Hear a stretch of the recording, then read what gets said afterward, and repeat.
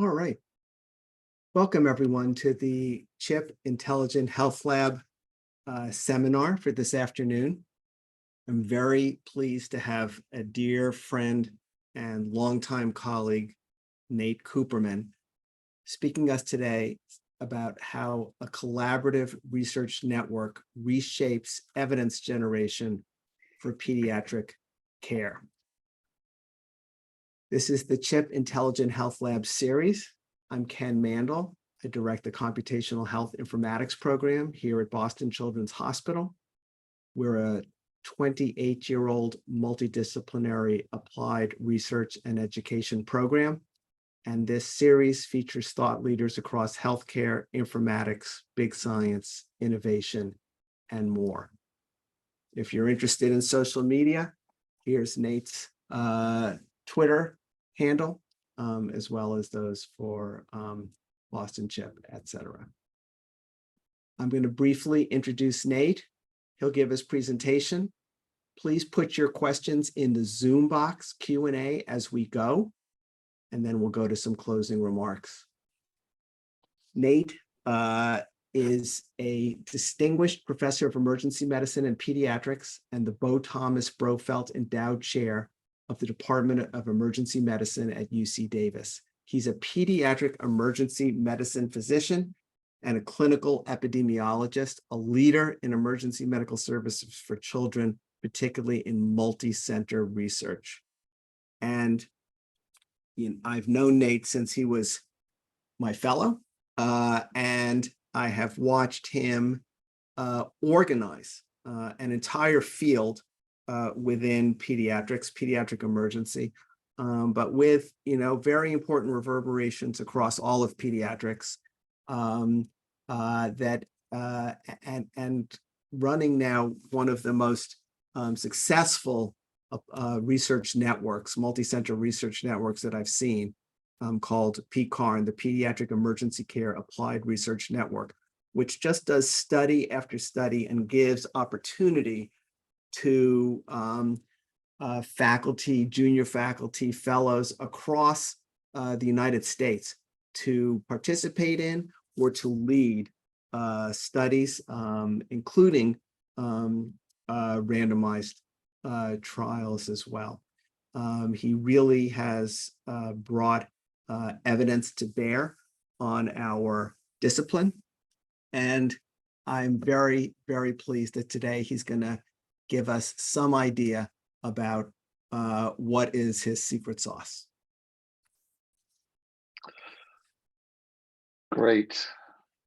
Thanks, Ken. I'm just going to share my screen. Just give me a second. I'll get this into the right mode.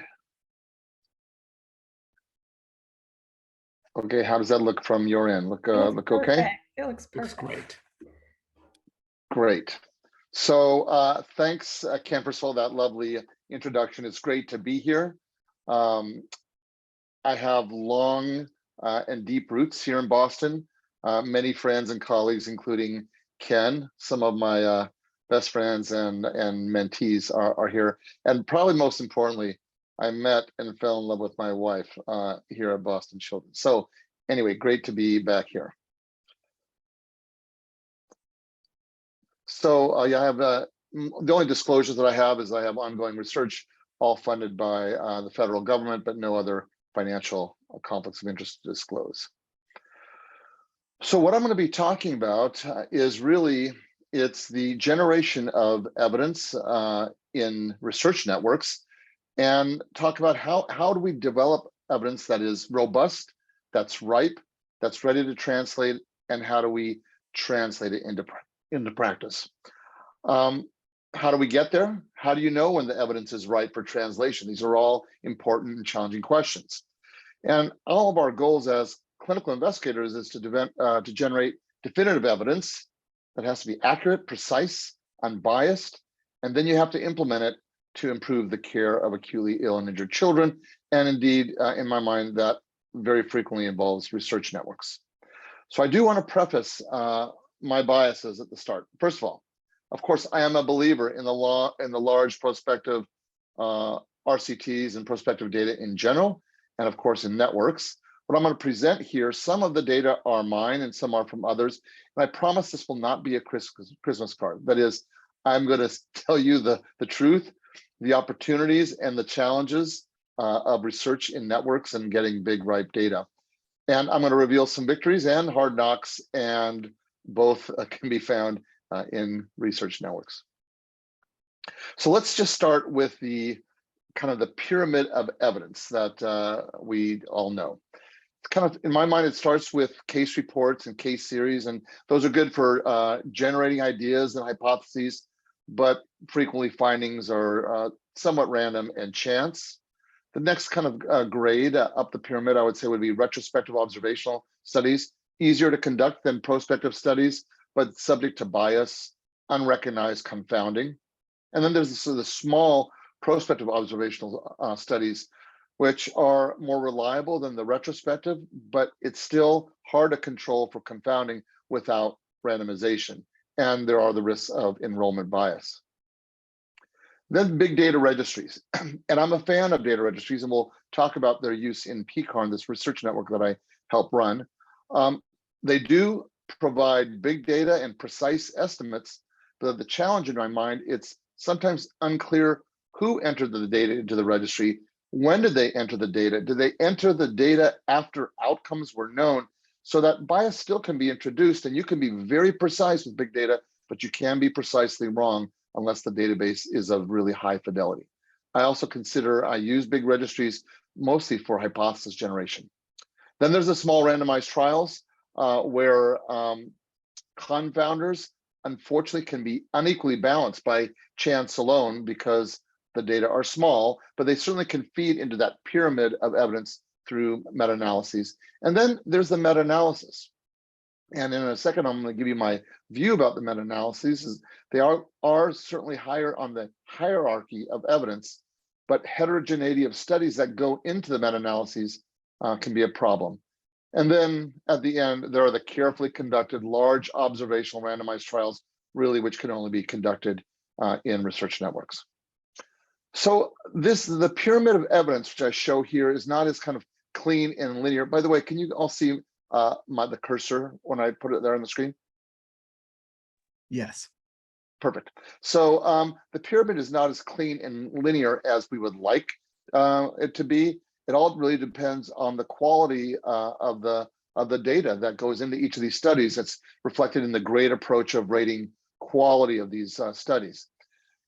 And the quality of the meta-analysis just really is subject to the quality of the data that goes in to the studies. So there are some really great prospective cohort studies, and there are some bad randomized controlled trials. And so the way I view the meta-analysis, it's not at the top of the pyramid for me, but it's the lens through which you investigate the types of studies that we're reviewing and appraise them with that lens.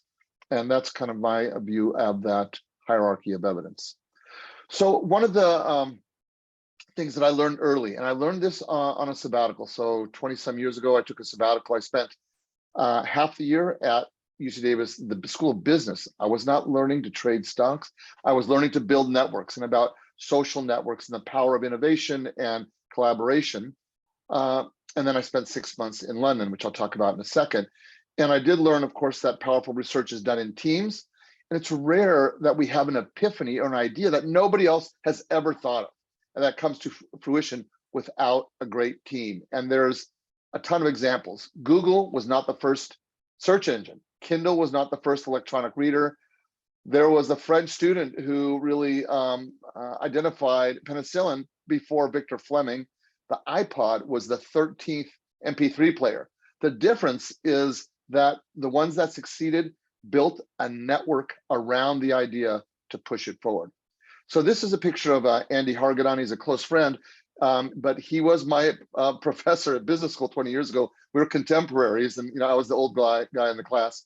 But he's a professor of innovation, and I'm just quoting him here. And he says that innovation is about connecting, not inventing. No idea will make a difference without building around it the networks that will support it as it grows, and the network partners with which will ultimately flourish. Who will be successful and who a footnote depends on who builds the better network around the same idea, who builds first the networks that surround an idea, a research finding, a market opportunity with the right team and support to grow it into a viable venture, will transform that venture into a business or research that delivers growth and profit. And I'm a big believer. So this picture here is the way I sometimes go into a PAS meeting. You go into this room of posters and presentations, and you see this massive collection of evidence. It's like looking at a 747 or the space station going, oh my God, like, how did that person do that? Well, of course, it was not one person. It was thousands of people working together. And I, like others, can be intimidated when you see all this, the great output that in fact is not by one individual, it's by a community. And this, by the way, because I'm not going to be talking a lot about this network, but PECARN is one of the 6 or 7 pediatric emergency research networks around the world that are quite powerful. But actually, we collaborate as a group. We call ourselves PERN. It's a global network. And we started a decade ago around the H1N1 pandemic.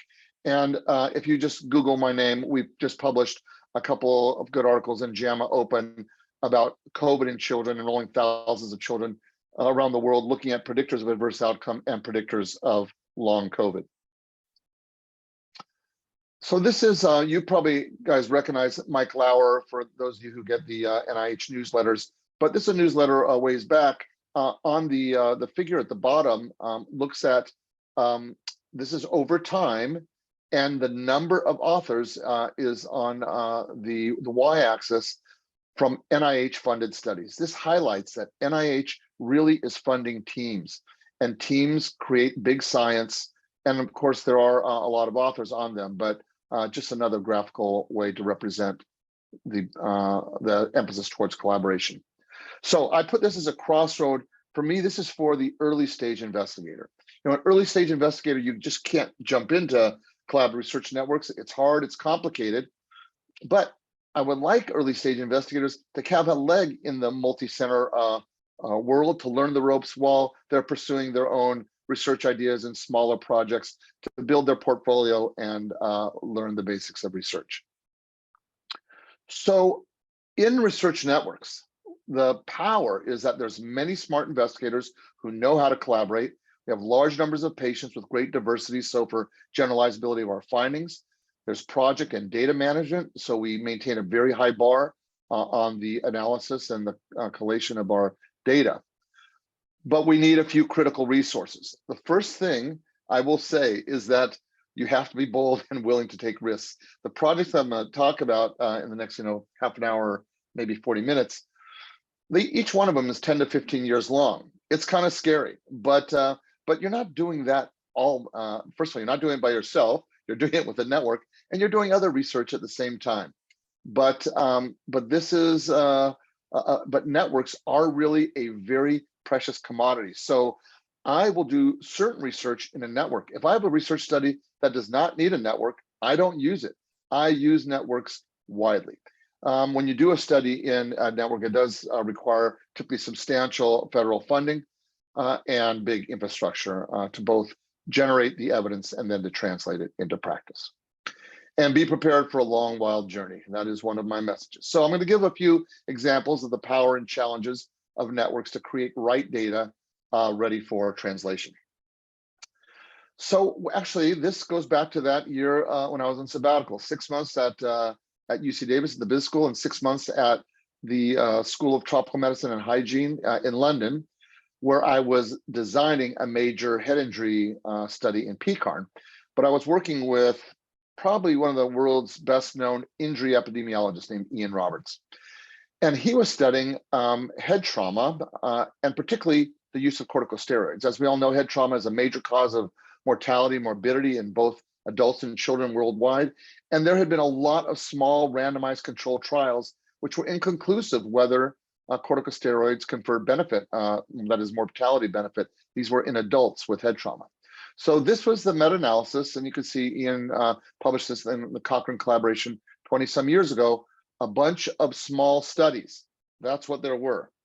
And if you look at the summary here, there was perhaps a 1 to 2% evidence of a 1 to 2% survival benefit on giving corticosteroids. And we know the denominator of head injured patients around the world is huge. So if it really provided a 1 to 2% benefit, hey, we would want to use it.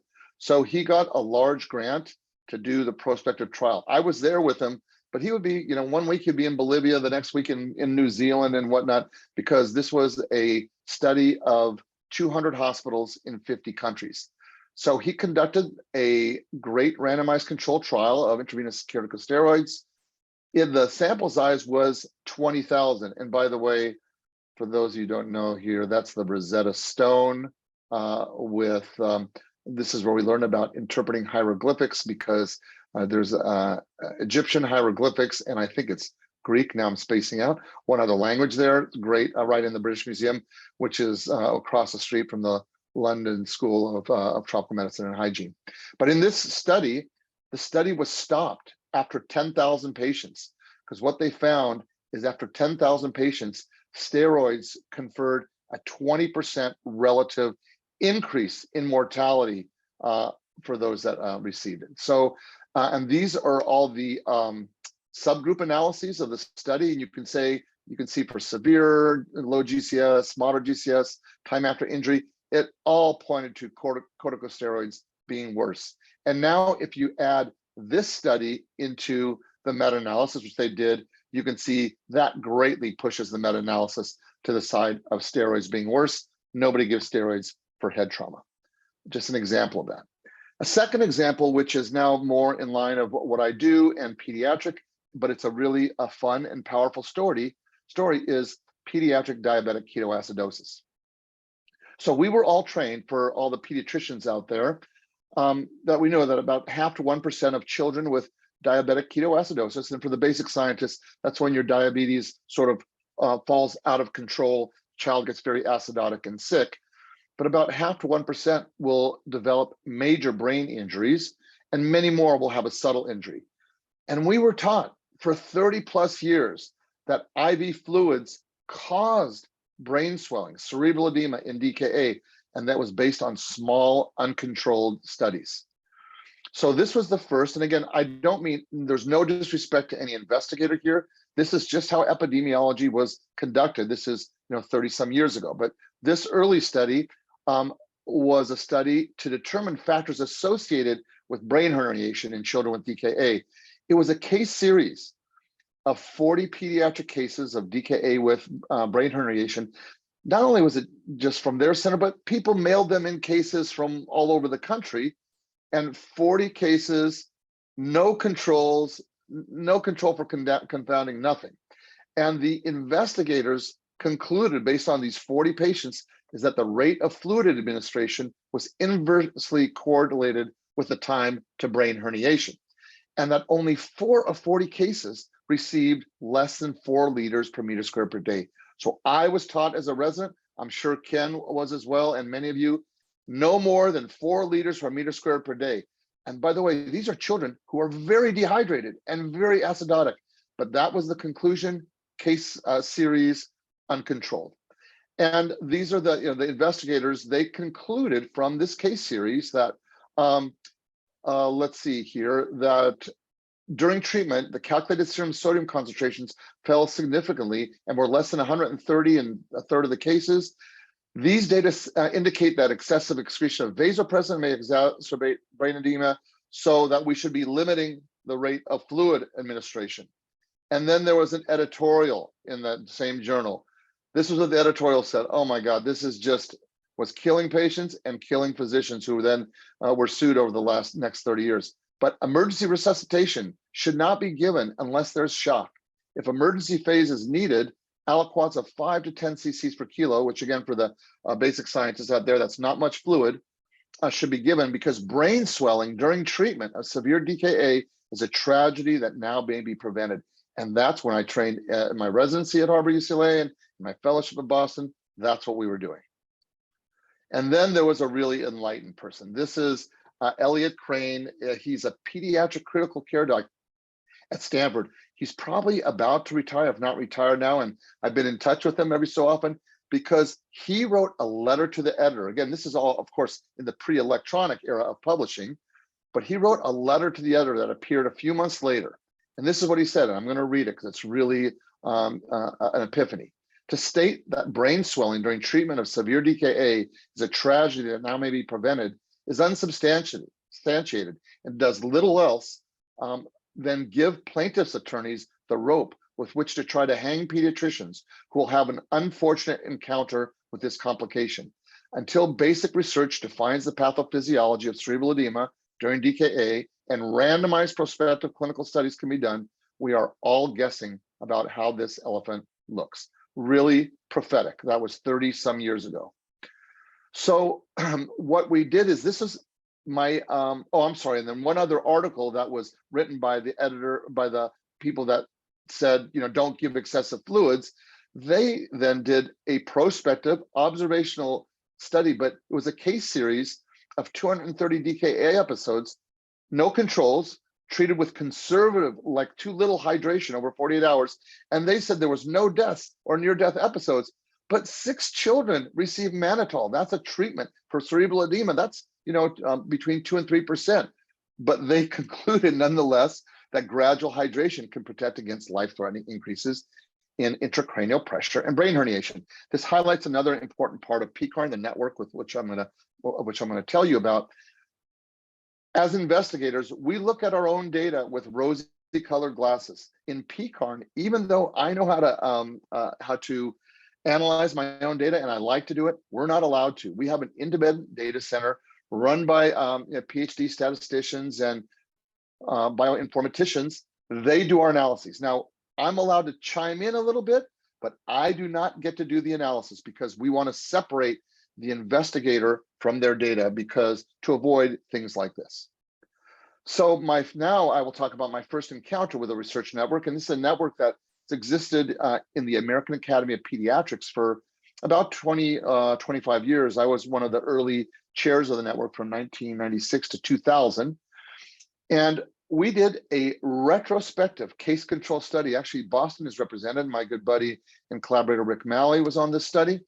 We, at 10 centers, we identified 6,000 children with DKA, of whom 61 had the big bad cerebral edema.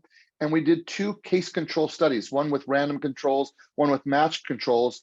So even though it's retrospective, it was controlled. And we looked at what are the factors associated with cerebral edema, with brain injury. And what we found, of course, is fluid had nothing to do with it. It was all about how sick you were. Your pH, your PCO2, how high your BUN is, that is how dehydrated you are, were factors that were really important, and the administration of bicarbonate. And what happened as a result of this study, it was published in the New England Journal. We got $10,000 in grants to do this retrospective study. 2 things happened. Clinicians stopped giving bicarbonate because that was an easy modifiable thing, but they did not trust the fluid thing because it had been, these data, the old data had been so ingrained in people, there was fear to change practice around fluids, which was frustrating. So what happened next is several federal funders came to us in this network, the AAP, and said, okay, I see you guys are doing pretty good work. How could we raise you to the next level? Well, that's easy. We need money. And it wasn't quite as simple as that, but then there was a call for a research network, and PECARN was founded in 2001. So let me I'm gonna come back to DKA in a second, but I need to kind of lay the groundwork with PECARN. It's the first federally funded Pediatric Emergency Medicine Research Network in the United States. It started in 2001. I was the founding chair for the first 8 years, and I remain one of the PIs. There are 6 research nodes. Each node has 3 hospitals in it. And then we also have a pre-hospital research node. We see about a little bit more than 1 million children ill and injured annually. And HRSA and EMSC funds the infrastructure. And the research studies, however, you need to chase more NIH money to fund the studies. But the amount of money we need to chase is a lot less because we have this tremendous research infrastructure funded by HRSA. And just quickly, I'll just show you how it's set up. There's the PECARN steering committee and all these very empowered subcommittees, the protocol review and development committee. They make sure that protocols are well written, feasibility and budget committee, grant writing committee. And here you can see the 7 nodes in PECARN. 6 hospital nodes, and 1 that does pre-hospital research. And again, here is the Independent Data Coordinating Center. They receive money from HRSA as well, but they look at our data completely as an independent entity. And of course, we partner closely with our federal funders. We're located across the country, and we've shrunk in size over time. We started as 30 centers, but there was a lot of small centers that proved to not be able to do multi-center research. So now we have 18 big, capable research centers. And I won't go through all these, of course, but we are a sort of a multimodal research network. We study trauma, we study safety, we studied acute medical illness. We do the full range of research that pertains to acutely ill and injured children. And what the progress we have made, and I'll just outline it for you, we started, you know, once a federal funder gives you money, they want output like immediately. And it's like, whoa, I mean, we need a few years, but they didn't want to wait a few years. So we created a data registry from which we were able to publish some early data about racial and ethnic disparities. We did some pilot studies. We started with big observational studies in about 2004 or 5. We published a big randomized control trial of steroids and bronchiolitis that got into the New England Journal of Medicine. It sort of kind of planted our flagpole in the network world. Then we have been doing large RCTs, large observational studies, and now we have created a separate wheel on implementation because we realize research without the implementation really is not that helpful. We do a lot of translational work, prevention work. We now have a very robust electronic registry, and we are well into genomics as well. And this, you know, I'm not bragging about the network. Of course, the network is not mine. The network belongs to everybody, and anybody in the country can participate. But this is the trajectory. The blue line that you see here is the infrastructure funding that we receive from HRSA. You know, it's been $5 to $6 million a year. It's a lot of money each year. But the red line is the NIH and other extramural funding that we get, because the NIH, they're very smart. They look at our network and they say, wow, these guys have a lot of money and some smart scientists around the table. So a $5 million study only costs $2 or $3 million to the NIH. The vice versa is that it's really hard to get a PCARN concept through the network scrutiny. But if you do get it all the way through all the subcommittees and whatnot, our NIH funding rate is about 75%. So very powerful. And we currently have had more than 150 million of extramural funding, and we have about 200 publications and at any given time, 10 to 15 ongoing studies. And again, just to show that, you know, when you do research that is with good rigor in big, powerful networks, they end up being published in high impact journals, as you can see here. And importantly to me, because otherwise I would just say open a bagel store on the streets of New York where my daughters live, is about the implementation. And the results of PCARN rigor is that there's been widespread implementation and adoption. And the best way to assess, well, an early way is to look at guidelines. There's the AAP guidelines in bronchiolitis where PCARN's all over it. The recently published guidelines on the febrile infant that PCARN's all over. The Choosing Wisely campaign talks about who to CT for minor head trauma. PCARN is all over it. And of course, we have followed over time changes in practice to document our impact. So now I'm going to get back to that DKA trial. Remember where I left you off? We did this retrospective study in 2001. It published that showed that fluids had nothing to do with it. It was just the sicker you are, the higher the risk, and more likely you're really just dehydrated. By the way, my partner in the DKA fluid studies, I have to mention, is my wife, Nicole Glazer. Many of you might know her. She was a resident when I was a fellow, and we've been partners in the DKA quest for 25 years. It's the perfect scientific marriage of a pediatric endocrinologist and a pediatric emergency person. That little overlap, that's diabetic ketoacidosis. So we then in PCARN did a big prospective randomized trials. Now note, this is 20 years after the retrospective study. In between, we established a juvenile rat lab of DKA. We did sophisticated imaging, DWI imaging, MR spectroscopy. We did all sorts of studies, and each one pointed to the same thing. These children are dehydrated. They're having almost like an inflammatory condition with stroke-like symptoms, and they need to be perfused.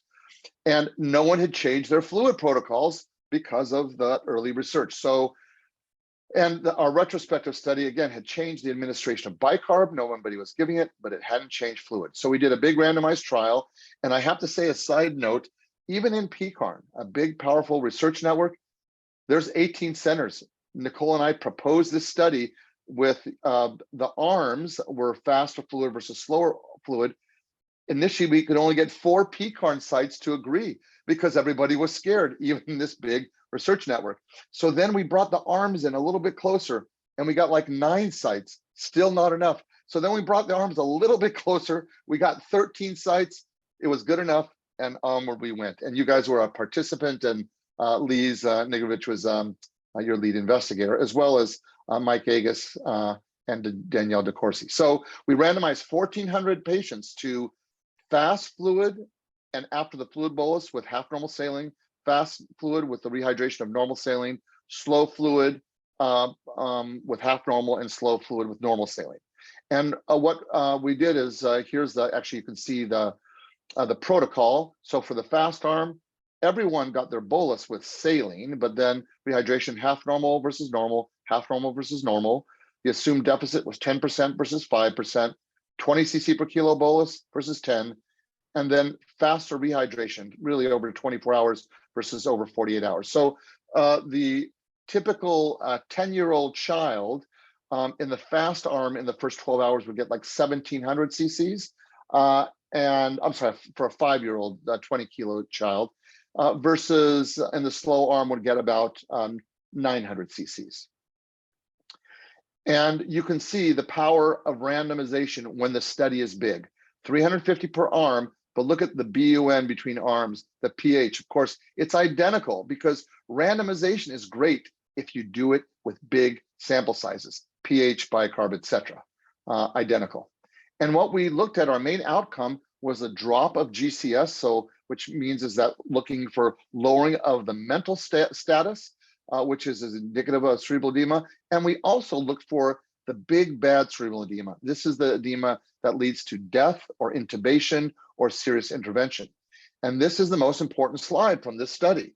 And you could see that in the fast arms, the GCS drop about 3% regardless of what fluid you use, and about 3 to 4% in the slower arms. But for the big bad cerebral edema, meaning intubation, only 4 patients in the fast arm, 8 in the slow arm. Again, did not reach statistical significance. We weren't trying to prove it was better. We wanted to show that it was no different, but it was certainly pointing in the direction that fast fluid is better. And in fact, when you did the sub-analyses for the sickest patients, so these are children with pH or CO2 in the lowest quartile, highest glucose, highest BUN, and you look at GCS drops, you can see in the yellow fast arms, 3 to 4 to 5% have the GCS drops. And in the slow arms, look at that, 8 to 12%. And here the p-values approaching significance. Again, just highlighting, not to show that fast is better, but it's certainly no worse. And there's lots of reasons to give faster fluid. This was also ironically published in New England Journal of Medicine. And you know what? It was the exact same results that we published 20 years earlier. But in the meantime, 20 years of our lives have gone by, and $10 million in lab, and life goes by. So one of my messages, which will come in a second, is make sure you enjoy life along the way. So when it comes to studies of kind of therapeutic interventions, in my mind, nothing beats the large RCT. But is everything perfect in research networks? And of course, the answer is no. And I'm going to share some of the benefits and challenges of research networks. So the benefits for junior investigators is you get mentorship across sites and across the network. You have exposure to experienced investigators, exposure to a lot of study protocols, availability of statisticians, epidemiologists. It is a learning school. And we actually bring in junior early stage investigators to train every year. And by the way, you do not have to be a member of PECARN to have one of your studies be done through PECARN. You can give it to one of the nodal PIs like myself, and it will get the same attention that a study within PECARN would get. Other benefits, there's national exposure. You become co-investors on a study, leads to multiple publications. Again, after 10 or 15 years.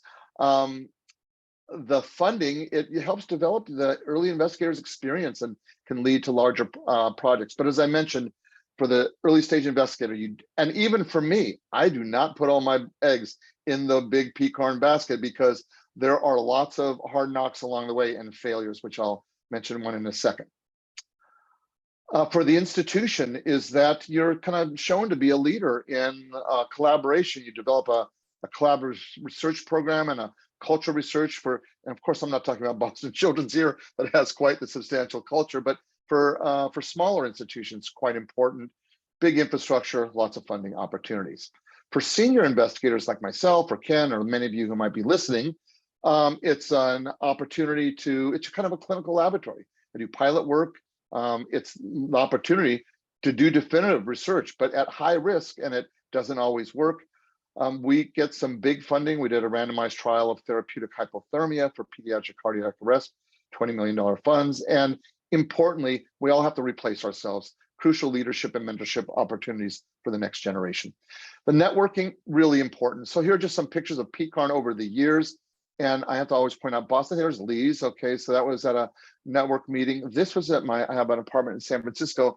This is the Global Research Network, people from the UK, Spain, Italy. Some of you might recognize Sylvia Bresson and Liviana Didalt from all over the world. And it is wonderful to share this because we go through lots of hard knocks and we need each other for support. But there are the challenges of multi-center research. It's complicated, much more complicated than single center. You need to train all investigators identically. There's a very explicit manual of operations in the MOO. You need to ensure uniform standards, site monitoring, and you lose a lot of control over your study when you do it in a single, as opposed to a single center. Is everyone doing it the same way? Are all data forms entered correctly? And I'm going to give you my sad story about that. Oh yeah, in a second. Another challenge. So I told you the power of our data center, right? They're independent, they are unbiased, and man, they're harsh in a good way. However, we have struggles in PECARN. Who's in charge? I like to think it's the investigator who got the grant, the data center who does a lot of things for PECARN. They think they're in charge. We have a healthy back and forth around that. You know, we need to negotiate authorship. These are all kind of standard challenges in multi-center research network. So I'm going to give you an example of when, and I have probably maybe 10 or 15 minutes and then I'll be done and open for questions, of when sometimes a single center study might be better than the multi-center study. So when I came from Boston Children's to UC Davis, I studied infectious emergencies in Boston because that was my passion and my collaborators there were doing that. I arrived at Davis and there was all sorts of trauma and every child was getting CT'd like crazy. And I said, something is wrong here. So I arrived in like 1995, and a junior resident who is now my executive vice chair and a leading investigator in emergency medicine, Jim Holmes, we started investigating abdominal trauma in children. We know it's the most important cause of death in children after head injury. There's about 600,000 children with abdominal trauma annually in the United States, and there was very limited evidence about who needs CT scanning. So we conducted at UC Davis, Jim Holmes and myself, and then our collaborators, a prospective study of about 1,100 children with torso trauma, of whom about 107 had, this stands for intra-abdominal injury. We had very explicit entry criteria. We were down in the emergency department every day monitoring. We did this for a couple of years, and we came up with a really good rule. Sensitivity, you can see the test characteristics there. And these were the factors that were predictive: a low systolic blood pressure, abdominal tenderness, femur fracture, and 3 laboratory tests. Really important: liver function test, the urine, and the hematocrit.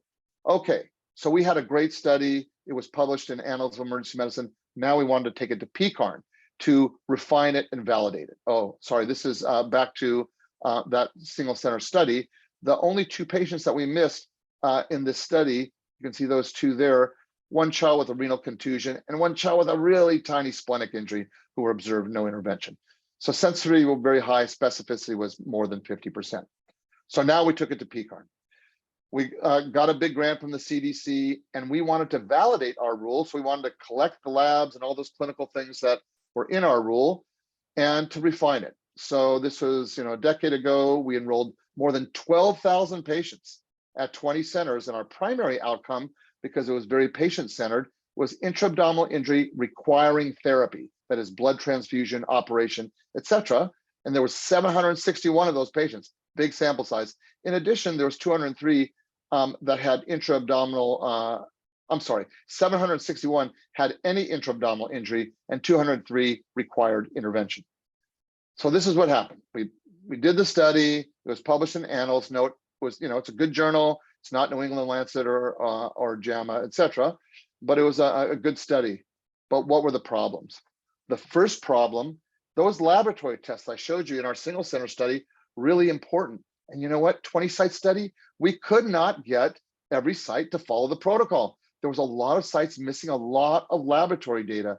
So after many months into the study, we realized we're not going to be able to validate our rule. We're going to do a rule of the history and physical examination, because everybody was doing that, but people were not following the protocol for the laboratory tests.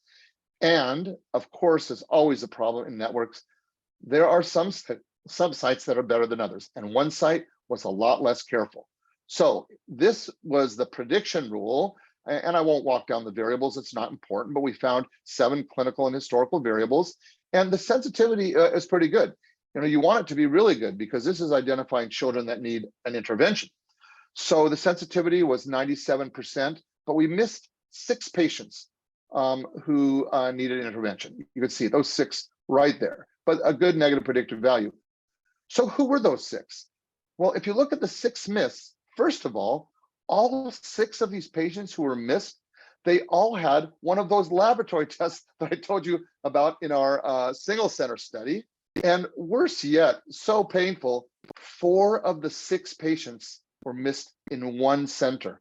And you know why? When we go back and looked at their data forms, the case report forms, they were just like checking boxes, like check, check, check, check, check. They clearly were not paying attention. But as an investigator with integrity, you have to report what's in the case report form. So there were these 6 misses. However, if you go to the medical record of these 6, none would be missed.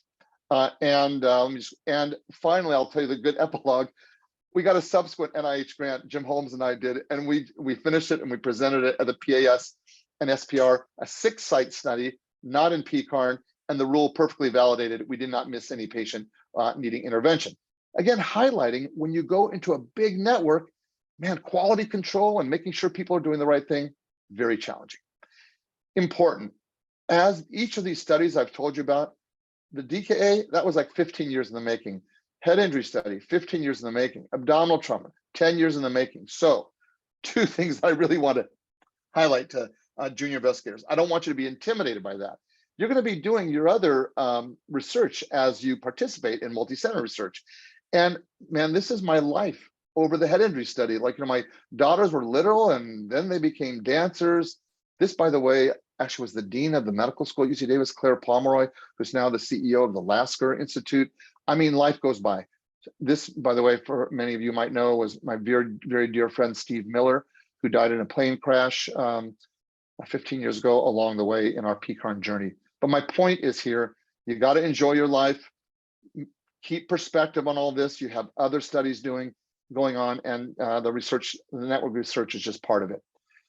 Finally, I'm just going to make a few mentions around implementation before I end. And I won't go into the details, but many, if not most of you know that we did a big study of 40,000 children to determine who needed to get head CT scans after minor head trauma. Validated at many places, right for translation. This was published in the Lancet a little bit over a decade ago. And the recommendations are there's 6 factors. And basically, if there's 2 factors here and 4 factors there, if you have none of the factors, you do not need a CT. That's about 60% of the patients. And if you have any of the high-risk factors, it's only 14% of the population probably should get a CT. And this group is sort of the in-between group that we learned, and actually Lee's did some of the studies there, that observation of children with just one of these intermediate factors is probably sufficient.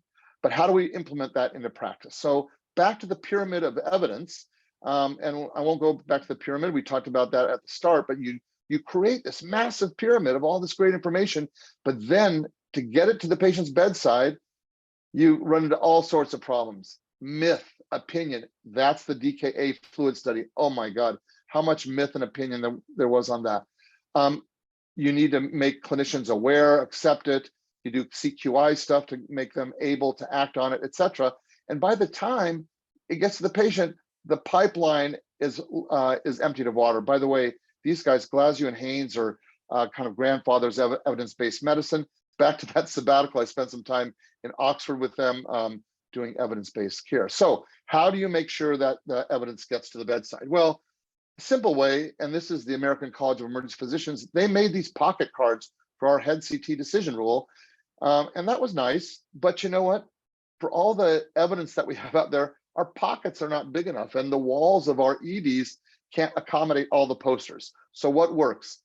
Well, this is, I didn't put it, was Kawamoto in 2005, did a really great meta-analysis of the topic. And the bottom line, if you want to change practice at the point of patient care, it's got to be embedded into the electronic health record automatically without many clicks. You want to give recommendations rather than risks, and it's got to be computer-based. And I have to just say one quick anecdote, and I know I'm speeding up, but I'm almost done, Ken, so we'll be able to open up for questions in a second. But I had this moment that was just, we all have these moments in life. I was driving down the causeway. The causeway is what connects Davis, where I live, from Sacramento, and I'm listening to NPR like many of you do, and I was listening to Shankar Vedanta. Many of you know him, author of The Hidden Brain. He's the social science correspondent for NPR. And he was talking about algorithmic aversion, and he was interviewing this guy named Berkeley Dietfurst, who is a Wharton PhD student, and he was talking about medical algorithms. I pulled over on the side of the freeway. I needed to listen to what they were saying, and I did not want to die in the process. I pulled over and I listened to the segment, and he was talking about even though algorithms that we create using powerful computing typically outperform humans, we're distrustful algorithms. And it's amazing. It's that the computer can be right 1,000,000 times, but the one time that it fails, people will point and say, see, it was the computer, as opposed to humans. Humans, we're making errors all the time, but we just give each other a break. It's this term that they coined, I think Dr. Dietfurst coined as algorithmic aversion, which we need to overcome in medicine. So to implement the head injury decision rules, we did a study that you were involved with at Boston Children's, led by Peter Diane. 13 sites, both community and academic sites, to input the head injury decision rule into the EHR. And we did focus group work. We performed ED flow assessments. Actually, Lee's was key in that. We developed an EHR blunt head injury template. We developed the decision support, and then we did pilot testing. And this is what it looks like and it's still in our EHR. There are 6 variables for 2 PCARN head injury rules. There's 6 for children younger than 2 and 6 for children older than 2. And the template comes up when a patient with head trauma comes in, and in 20 seconds, you click the icons. And if you forget what an icon is, it'll give you what altered mental status means. And you put that in for the patient, and it spits out 2 things. For this patient, a head CT is not recommended based on the PCARN prediction rules. This is a hyperlink to the study. The risk of clinically important brain injury for this child is less than 1 in 5,000. So we studied this in an interrupted time series trial at 13 sites with some concurrent controls. And what we found, already CT rates had already, this is before the intervention, was already down because there had been diffusion of the PCARN rule, but still we got it down further. And it would have been down a lot more, but there's some outlier sites that were CTing a lot. But we definitely decreased CT rates. You all here at Boston, again led by Lise, did a quality improvement study in which you implemented the guideline, and that did feedback to the clinician, and you lowered your CT rates from 21% to 9%. Quite amazing. This was done in community hospital setting. Dr. Rebecca Jennings did a QI study of the PCARN head injury rule, lowered their rate from 29% to 17% of CT use. So again, evidence, it has to be ripe, then it's got to be implemented. And this is now available. This is, MD Calc. I actually say I don't get any money from MD Calc. I'm on their scientific advisory board, but there's the PCARN head injury rule. There's the PCARN febrile infant rule. There's a PCARN abdominal trauma rule. You can find them on your handhelds to give you the evidence. And I do want to say one thing that's really important. These prediction rules, don't have algorithmic aversion. What these prediction rules are meant to do, they're not meant to give you your judgment. They're meant to empower your judgment. They don't decide what you do, but you're empowered with the evidence to do the evidence-based thing. But of course, there's always, sometimes mitigating factors, like in child abuse, you would not use a PECARN head injury rule, for example.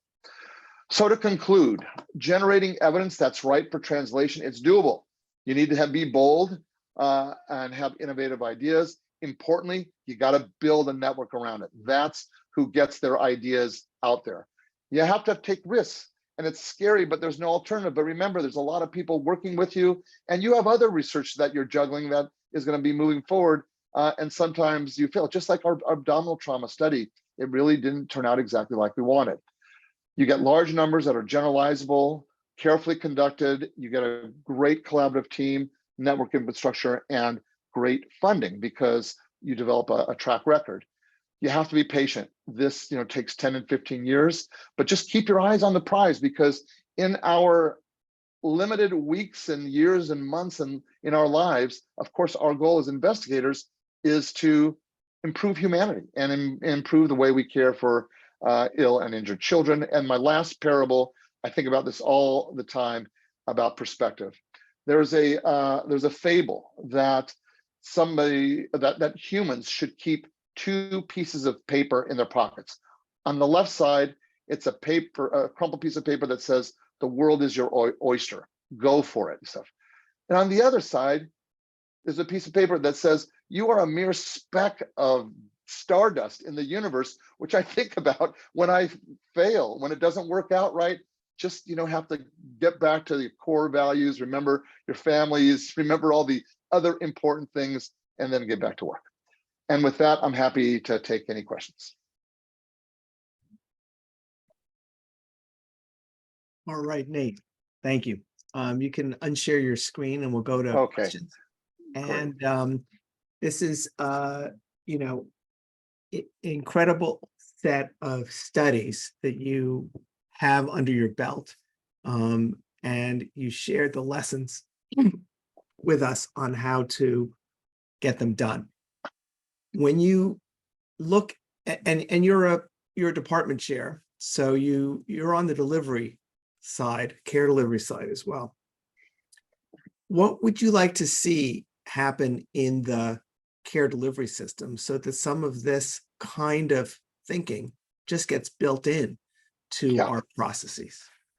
Great question, Ken. And it was almost like a softball, because I think about this all the time. So first of all, as you can tell, because I mentioned this with the DKA, I'm a big believer in the basic sciences. I mean, if we didn't have this juvenile rat lab of DKA, we wouldn't have been able to do our clinical stuff. So I'm a big believer in basic science and the collaboration between basic science and clinical scientists. The missing link, and I like to use the term that was coined by the National Academy of Medicine in 2007, is the learning health system. That means you're generating evidence as you're doing patient care, and then you're learning from it, and then it has to be fed back in to your patient care to enhance the care. So I think what big academic systems are missing, we have great basic sciences at certain places. We have some clinical sciences. We need translational sciences, and we need informaticians that take this evidence and just naturally embed it into EHRs and whatnot. And I know I'm mindful is that we all have click fatigue and whatnot, but there are very sophisticated ways, just like our head injury template.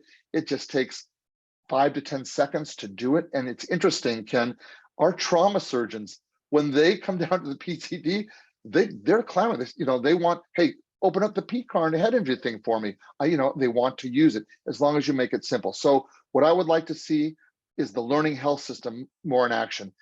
From the basic, we know there's the T1, T2, T3 translation, but really bringing that evidence right into immediate care delivery to ultimately improve the outcomes of our patients. Great.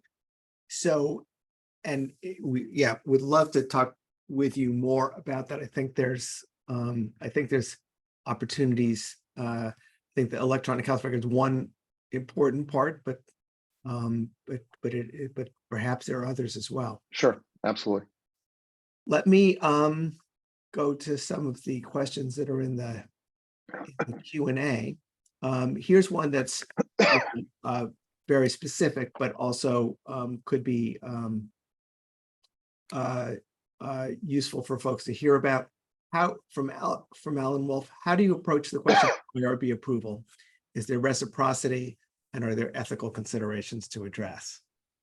Yeah, great, a great question from Alan. Who, hi, Alan, saying hello. You were there when I was there. So, yeah. So one thing early on that one of our early challenges. Again, I just didn't have time to talk about it, but when we had 20 individual separate IRBs, and IRBs are all over the place. So, early on, we were able for the data center to create a central IRB, the what we call now the smart IRB, and individual sites had to sign off, their IRBs had to sign off to the central IRB with, some veto power.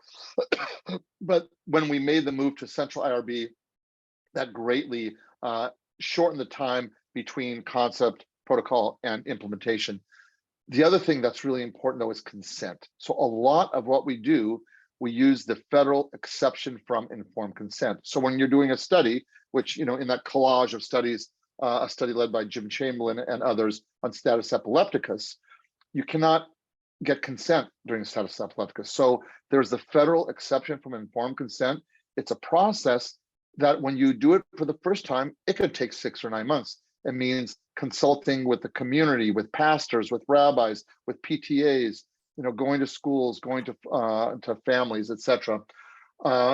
And we become quite facile on it. So now we have done 4 or 5 studies using EFIC. We have a study that we just finished, the pilot study looking at TXA in pediatric trauma. It's never been studied. We had a 4-site pilot using EFIC because for a lot of emergency conditions, you have to use it.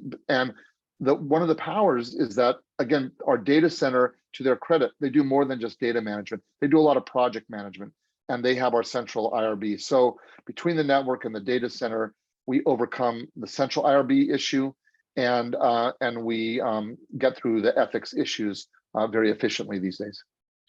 All right, last question. This is from Don Goldman. Does each organization continue to own the data with a central team doing the analytics? Can each organization use its own data as it wishes without permission from Team Central? Yeah, great question, Don. So this is how PCARM works. And I will tell you, I'm going to tell you a secret. It kills me, but it's the right thing to do. And I will say that none of our sister networks, which are the PCARMs in Australia, in Canada, in Europe, in UK, and Spain, do this. But in PCARM, after 3 years after our last patients enrolled, it's public use data set. So you can go to our website and the data are there. And ironically, in like the big studies, like the head injury study, I have a list of papers I need to write, but I got to be writing fast. Of course, the whole team is writing, because in 3 years, there are others who are going to be competing with me with my own data. So, so that's how the individual sites get access to their data. Right. This has been a fantastic talk. We'll have to have you back. There's more questions that we didn't get to. And I think you've inspired a lot of folks into thinking in a multi-center fashion. I'm going and go ahead. No, go ahead, Ken. Yeah. So thank you again, Nate. I'm pointing us out to a few upcoming talks, including one just in a couple of weeks from Wanda Barfield, who's the Director of Reproductive Health at the CDC, but also coming soon, Ray Kurzweil, Christina Farr, Rich Miner, Alan Brandt, Ron Balliser, Julie Gerberding, Karen Copenhaver, Rob Langer, Julie Gerberding, and Ian Lipkin. And we hope you'll join us. Go to chip.org/events to register. You've already done it to be here with us today. And from the informatics program, we thank you for joining us today and invite you to continue to join us for our upcoming sessions. And I just want to thank you, Ken, and everybody there for inviting me. It's been a pleasure. All right. Thank you. Bye-bye.